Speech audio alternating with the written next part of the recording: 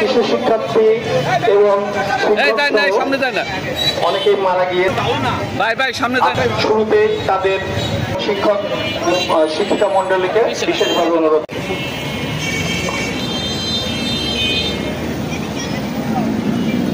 এবং এখন এই দুর্ঘটনায় নিহতদের জন্য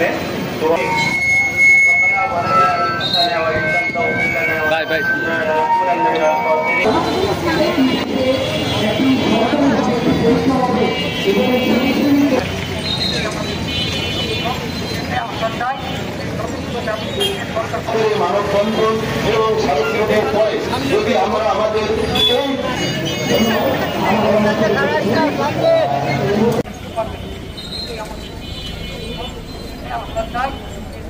ছাত্রদের যে বৃত্তি পরীক্ষার প্রজ্ঞাপন সরকারিভাবে ঘোষণা করা হয়েছে,